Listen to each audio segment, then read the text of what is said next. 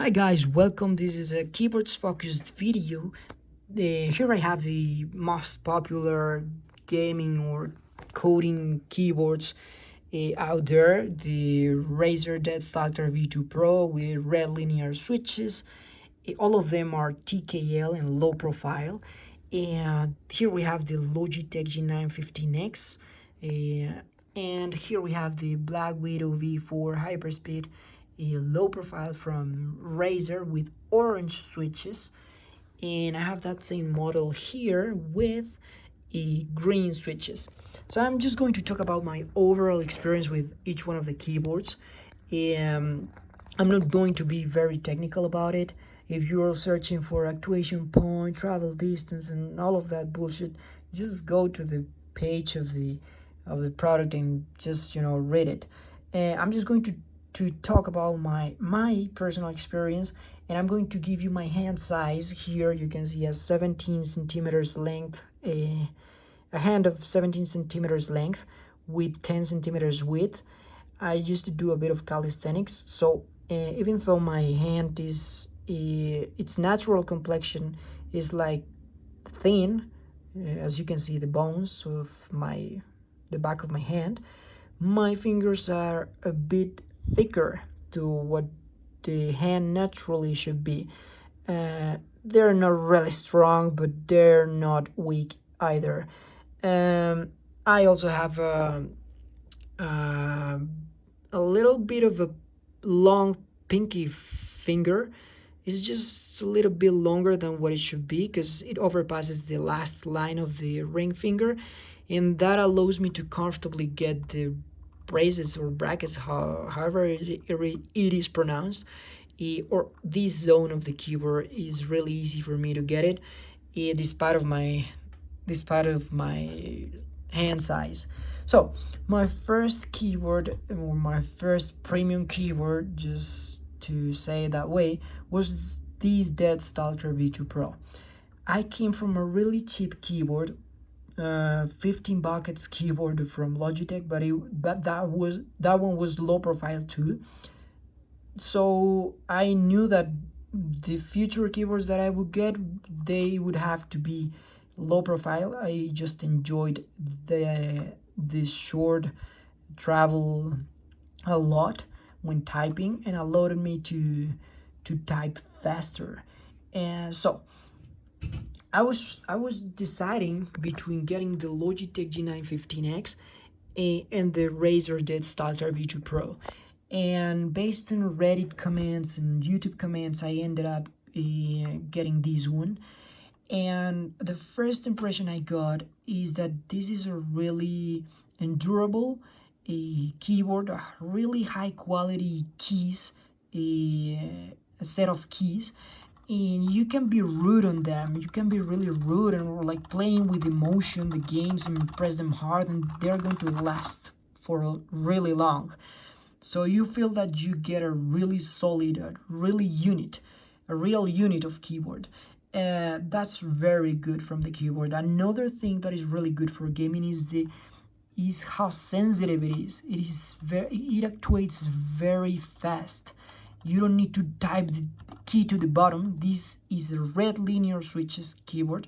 I bought it with red linear switches, so the switches are very sensitive, very responsive, and you don't need to go to the bottom of the key to get the key registered. What other good thing can I say about this keyboard is for typing. You have it's not completely plain keyboard on the keycaps, but it is really easy to transition like from one zone to the other. Like if you are going to type, let's say, pouring water on the pot, you would like to move your hand up because you're going to use this key. So sometimes when you're a typist, your entire hand is going to travel to another zone of the keyboard, and this keyboard allows you to do that. The keycaps allows you to do that with no too much blocking on the edges of the keys, so you can really sleep or translate your move your hand softly across the keyboard, and that helps you to type faster sometimes. Well, uh, let's talk about the negative or the issues that I found with this keyboard. I told you it's very good keyboard for gaming, very premium sensation for gaming. It feels very endurable. I'm sorry, I'm not a native speaker, but I think you catch the idea. And this wheel is, I think, it has a very nice feeling. It also feels pretty solid. You don't feel like it is going to get broken or whatever. But the first problem I got with this keyboard, I don't know why. By my hand, I like to rest the wrist on the surface of the desk. And when I was playing League of Legends, look the way my hand goes over the keyboard. There's a part of it resting on this control key. Look, if I move the hand, there's a part of it resting here. And the problem is that this is a really sensitive keyboard, so sometimes I was just in the middle of a team fight and I was pressing this, but at the time I was accidentally pressing the control key, and I was like, why did my W didn't go through? And that was because I was accidentally just softly touching this guy. And the problem with red linear switches is that they're really sensitive. So if you come from a cheap keyboard experience, don't I wouldn't recommend you to jump onto this keyboard immediately, because I think it's built for elite gamers or people who are really accurate in their movements. I think you should be someone who only that when presses the W or the Q, you just move your fingers. So if you have the habit to your entire hand like moving it, it is not going to be the keyboard for you, because, or at least these are not going to be the switches you would like to get this keyboard with. And something that I liked about the keyboard is that it has a really friendly layout to type. The layout is very easy to get to these two keys. When you code, you need these two Razer keys when you're writing functions, so it's really easy. These two, the minor and major or whatever name these two symbols have, you need them to type, to code, and these are really comfortable distances for my hand. I have a long pinky finger, so I would say I have an 18 centimeters hand, a pinky finger, in my 17 length hands. So I think I find it a really comfortable layout and distances between keys, and that's good. Another negative thing, but this one is related to typing, and I think is the worst of it. The keys are really easy to press down. However, once you reach the bottom, you feel a tremendous bottom out force, dude. I mean, you press it and look the way the keys like immediately fighting back to get to its original position. So it has a really high bottom force, and you can, because all of the previous features that I talked to you about, like easy sleep, easy transfer of the hand, easy travel of the hand around the zones of the keyboard, and the easy layout disposition to get these special characters keys, you might think that this is a really fast typing keyboard, and it is. You can reach really high speeds, bursts with the keyboard. The problem is that when you press it to the bottom, if you're used to press it to the bottom, another habit of people with cheap keyboards like me, you're gonna suffer a really high bottom out force that is going to fatigue your fingers in less than 2 minutes. I would say I felt fatigued like in 40 seconds after typing with this keyboard. I would never take this keyboard to my job in an 8 hours shift of typing or coding. Never, dude. My fingers would get destroyed. if you are, I don't know, like someone who works in construction and you have really strong fingers, I think this would be a great keyboard for you to type on. But I think you would have the opposite problem, and is that it's so soft to make it actuate. Each one of the keys of the keyboard are really soft to make them actuate, that if you have a heavy hand, your problem is not going to be the bottom of force because your hand is strong, but it's just going to be that if you accidentally touch with a bit more of force than what it should be, than what you should use, you might accidentally type keys. And that happened to me a lot with this keyboard, with my not so strong hands, or not strong hands. So my typing experience with this was horrendous, man. I'm sorry. It's a great keyboard, it's a premium keyboard, but I would say that this is for a guy who is really elite in moving his fingers accurately, and is able to type, to softly type when gaming. That's my experience with this keyboard. I wouldn't recommend you for someone who is in an office job and comes from cheap keyboards.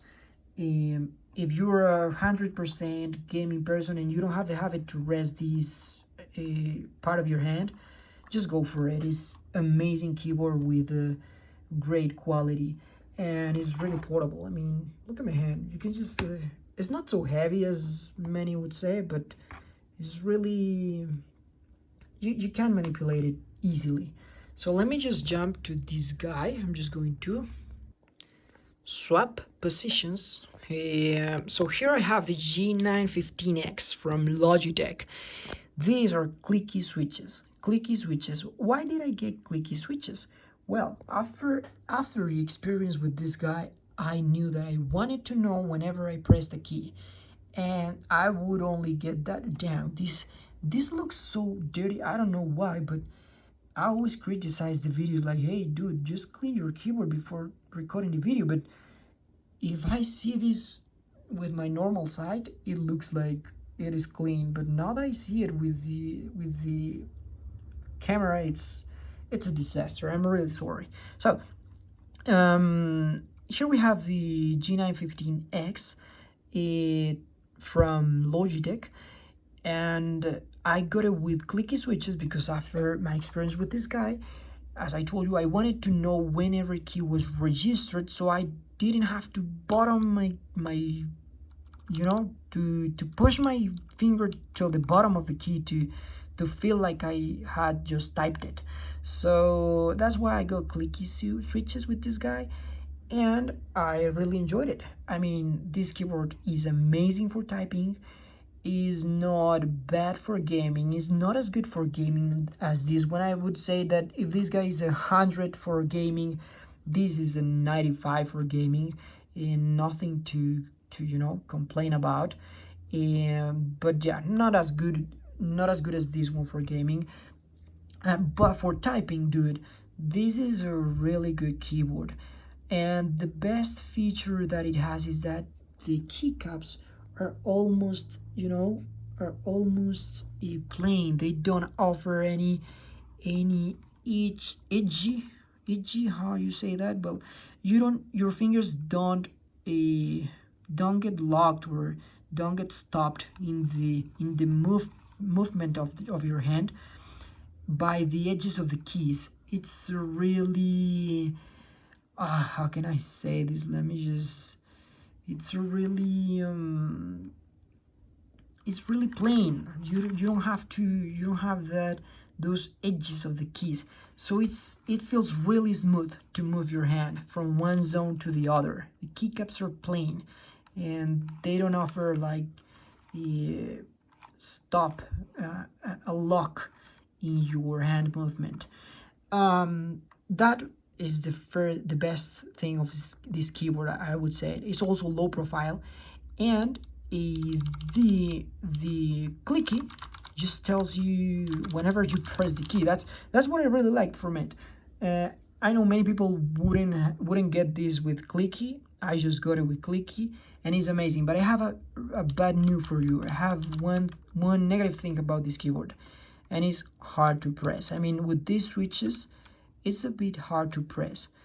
It's like if you felt like you could go rude with this guy on gaming, this keyboard gives you the same sensation or the same impression, but for typing. Like you can go rude on typing, and the keyboard will resist, will endure any aggressively typing situation. But due to that, it is also hard to press, and it might fatigue your fingers after, I would say, 5 minutes of raw typing. But it is really good. I would take it. It's not as hard as this one in the bottom out force. The bottom out force is like, look, you can just keep pressing. It's not like the keys hardly going back to its original position. It's still a bit strong. It's a high force of bottoming out, but not something that would fatigue you in 2 or 3 hours of typing. Another negative thing about this keyboard is that the layout is not so comfortable as this guy. I don't know what the layout has, but now I feel like these two guys are not so easy. It's like when I go here, is I don't know. It's like if I want to tap this key, naturally my finger is going to hit this part of the key, and this one the same. I mean, if I want to go to this one, it's like naturally my finger is going to fall over this division. So sometimes I find my pinky finger like struggling to get these special characters that you need for coding. And these two here, let me just, I'm sorry, the battery of my phone just is running out of battery. But these two here are really comfortable to get. This Mayer and Maynard or whatever, these two guys, but not this zone is not comfortable at all to get. So it has a feeling that the keys are more distant one from the other. You didn't have that sensation on the Deathstalker V2 Pro for typing. This one is more comfortable than the Deathstalker V2 Pro. More comfortable, a lot more comfortable to type. But the only negative thing is, yeah, it feels like you have to your fingers have to travel a bit more to each one of the keys to get to them. But that's why I gave you my hand size. Maybe if you have 1 inch bigger hand or ½ inch bigger hand, you're not going to suffer with that. Maybe you will be suffering with these ones because of being too close. And so if you are, I would say, an 18 or bigger, higher length than 18 centimeters from your wrist to the tip of your middle finger, and your fingers are not like mutant, like you don't have a finger that is very short, this is the perfect keyboard for a programmer that likes to play in the free times. It's just perfect. The switches will tell you, it will give you a great feedback. You have these function things here, and believe it or not, I'm a really pragmatic guy, which is like, I don't care about the RGB, I don't care about this bullshit, but this is like much comfortable than this Deathstalker button here that sometimes doesn't even have the compatibility or with YouTube and standard apps. They tell you like, hey, you can pause or advance video with this, but sometimes it doesn't work, or the pause one and continue doesn't work at all. And the explanation is that YouTube and other apps just doesn't have compatibility with the feature. But this one doesn't have that problem because you just pause, and these ones do not fail. The wheel is horrible. This one is, what the heck, man? It doesn't even have a registering step or something. It's just like, it doesn't offer any resistance. It's horrible. This, damn, the worst. And the pressing force is a bit higher with these switches. I think that for coding softly smoother, the tactile ones with this keyboard in gaming or your free time, that is the perfect keyboard. A perfect keyboard for you. If you're a programmer, 60% of your time is typing and the rest of your time is gaming, and you wanna, these features here, this is your keyboard, dude. Don't doubt about it. I've had it and I've used it for longer than 3 months, and I never had any problem with the keys. You have nice RGB and whatever. It's great. It's a great keyboard. Now I'm going to talk about the two Blackwidow models. They only differ on the switches. I'm just trying to think about what other thing can I say about this keyboard. But I think I've said it all. I'm done with this keyboard. I'm going to jump to the Blackwidow ones. Okay, so here we have it. This is a very, very nice keyboard. I don't know why this looks so elegant. This is the Razer Blackwidow V4 hyperspeed. And well, this is the orange switches one. So what do I like about this one? It's from Razer, as the Deathstalker V2 Pro, but this one is more like a middle point between gaming and typing, and this, for my hand size, I feel it's like the best layout of all of the keyboards I've showed you.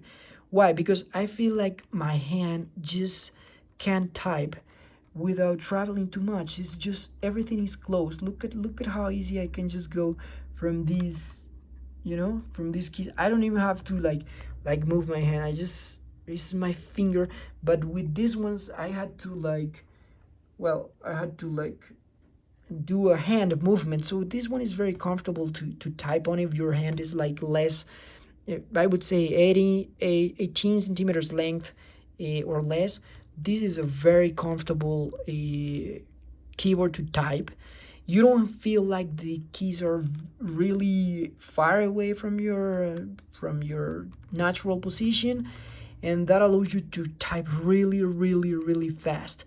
The problem with these two keyboards, this is the tactile ones, the orange switches, and this is the green ones, is that they don't offer you the same smoothness or the same easy travel of your hand from one zone of the keyboard to the other. Why? Because its keys.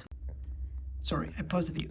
Why that is a problem? Because if you see the keycaps, they are like they have like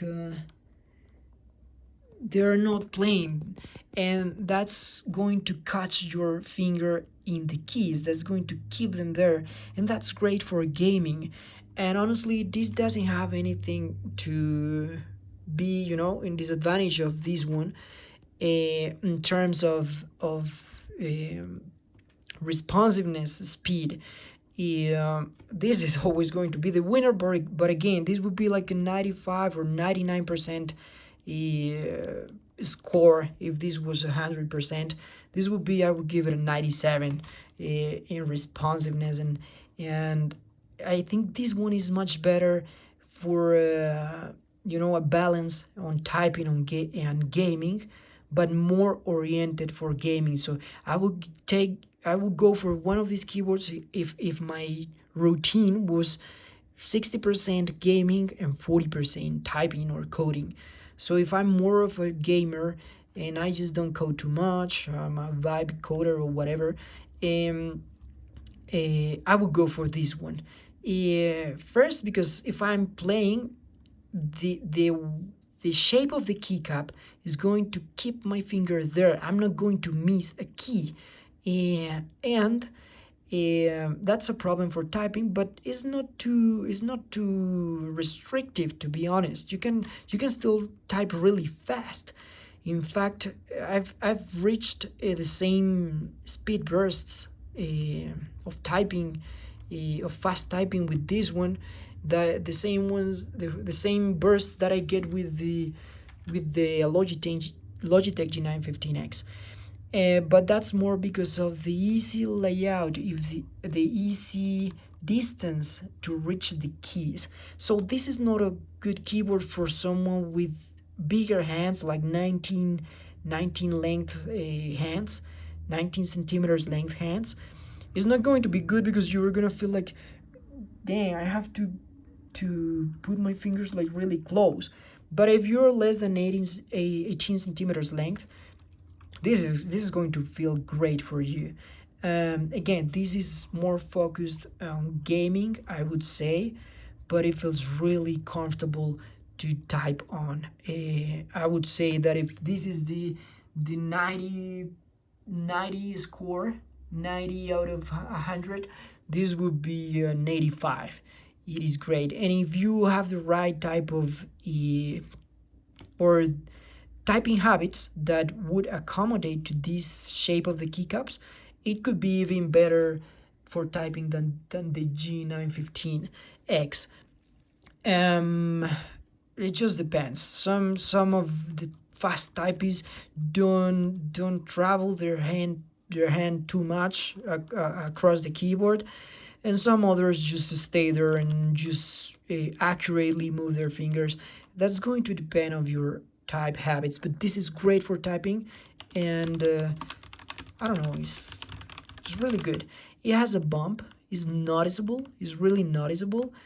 If you have really rude hands, big hands, don't go for this, because it's like for I don't want to say like this, but it's like for if your name is Clarence and your parents have a good marriage, this is the keyboard for you. Your soft hands are going to feel premium, like a king on this keyboard for typing and gaming.